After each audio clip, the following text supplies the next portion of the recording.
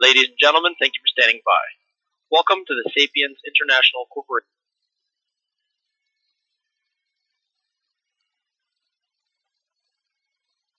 Thank you for standing by. Welcome to Compugen's third quarter 2018 results.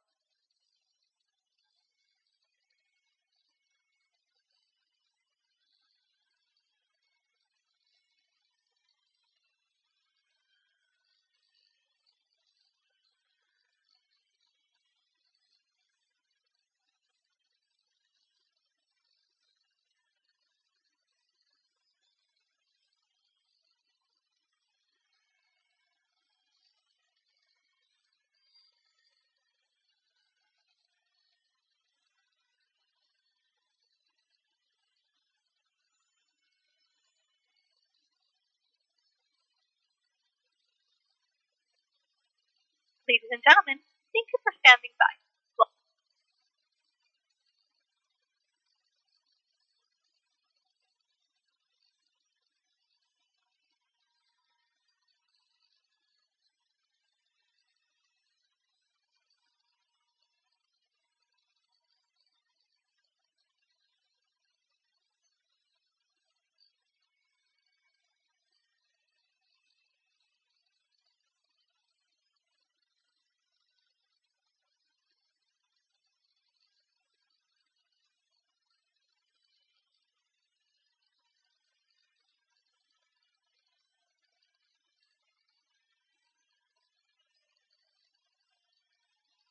Ladies and gentlemen, thank you for standing by. Welcome to the Veidan RX third quarter 2018 conference call. All participants are present in a listen-only mode. Following the management's formal presentation, instructions will be given for the question and answer session. For operator assistance during the conference, please press star 0. I would now like to turn over the call to Timothy McCarthy of LifeSci Advisors to read the safe harbor statement. Tim, please go ahead. Thank you, operator. Before turning the call over to management, I would like to make the following remarks concerning forward-looking statements. All statements in this conference call, other than historical facts, are indeed forward-looking statements. The words anticipate, believe, estimate, expect, intend, guidance, confidence, target, project, or other similar expressions are used typically to identify such forward-looking statements. These forward-looking statements are not guarantees of future performance and may involve and are subject to certain risks and uncertainties and other factors that may affect BioLineRx's business, financial condition, and other operating results. These include, but are not limited to, the risk factors and other qualifications contained in BioLineRx's annual report on Form 20-F, quarterly reports filed in a 6K, and other reports filed by BioLineRx with the SEC to which your attention is directed. It is now my pleasure to turn the call over to Mr. Phil Serlin, Chief Executive Officer of BioLineRx. Phil? Thank you, Tim, and good morning, everyone. And thank you for joining us on our third quarter earnings conference call today. Earlier this morning, we issued our Q3 earnings press release, a copy of which is available in the investor relations section of our website. It was also filed as a 6K. Our agenda this morning is as follows. We will begin with a review of our programs and activities, enumerate our major target milestones over the next years. Ella Sorani, Vice President, Research and Development, and Hilit Shach, our Vice President, Business Development. During the third quarter, we took a number of steps to strengthen and advance both of our oncology programs, while positioning our company for long-term success, and we are excited for the opportunity to provide an update in this regard. Let's begin with BL-8040, our lead and most advanced program. For those of you who may be new to the BioLineRx story, BL-8040 is a novel short peptide that functions as a high-affinity antagonist to CXCR4, a chemokine receptor whose overexpression has been implicated in the progression of over 70% of all cancers.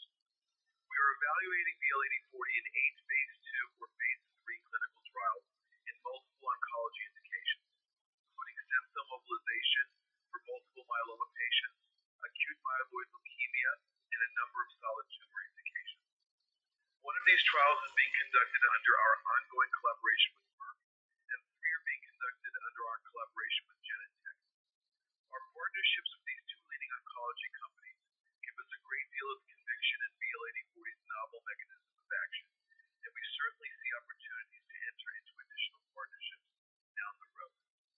We continue to accumulate encouraging clinical data from BL-8040's primary therapeutic pathways, and believe it stands alone among cancer therapeutics in terms of its ability to potentially treat a broad range of cancers and at various stages of disease. In multiple clinical studies to date in a number of indications, BL-8040's unique mechanism of action has demonstrated robust mobilization of target cells, a direct apoptotic effect, as well as the ability to induce infiltration of T cells into the core and periphery of solid tumors, while maintaining a favorable safety profile. Turning now to our development programs, beginning with the indication that we are advancing independently, stem cell mobilization. Recall that during the second quarter, we announced positive results from the lead-in portion of our phase 3 Genesis trial. The trial was designed to enroll up to 30 patients to assess the safety and efficacy of BL-8040 plus G-CSF for the mobilization of hematopoietic stem cells, HSCs, used for autologous transplantation in multiple myeloma patients. An analysis of data from the first 11 patients showed that the combination effectively mobilizes enough cells for transplantation with only one administration of BL-8040 and in 1 to 2 apheresis sessions. On the DMC's recommendation, we are continuing to the randomized, placebo-controlled part of the study. We continue to expect top-line results in 2020. As stem cell mobilization is the most advanced indication in our pipeline, this was a very significant development and one that gives us increased confidence in BL-8040's pathway to registration. Moving on to our solid tumor indications. Under the collaboration with Merck, the pancreatic cancer trial that we are running continues to show that BL-8040 is safe and well tolerated, with a mechanism of action that mobilizes immune cells into the peripheral blood, promotes T-cell infiltration into tumors, and has an effect on immunosuppressive cells. Our ongoing phase 2A trial of BL-8040 and Merck's anti-PD-1 therapy, Keytruda, known as the Combat Keynote-202 trial, is moving forward to the next stage. At the recent meeting of the European Society of Medical Oncology, or ESMO, we presented compelling data from the dual combination arm that showed encouraging disease control and extended overall survival, particularly in patients undergoing second-line treatment. The study included 37 patients with metastatic pancreatic cancer who had disease progression after one or more previous lines of treatment. The data show that the treatment regimen was safe and well tolerated. The disease control rate, defined as patients exhibiting a response or stable disease, was 34.5% for 29 evaluable subjects, including one patient with a partial response showing a 40% reduction in tumor burden, as well as 9 patients with stable disease. Median overall survival in all 37 patients was 3.3 months, with a 6-month survival rate of 34.4%. Furthermore, a significant observation was made in a subpopulation of 17 patients receiving the study drugs as a second-line treatment, where the median overall survival was 7.5 months, with a 6-month survival rate of 51.5%. This compares favorably with historical median overall survival data of 6.1 months for the only currently approved second-line pancreatic cancer treatment, a combination of the drug chemotherapy Onivide, 5-FU, and leucovorin. In addition to the promising clinical activity, data from in-depth analyses of biopsies taken at screening and following monotherapy or combination treatment of BL-8040 and Keytruda demonstrate compelling pharmacodynamic data relating to T-cell infiltration into tumors and a reduction of the tumor immunosuppressive microenvironment.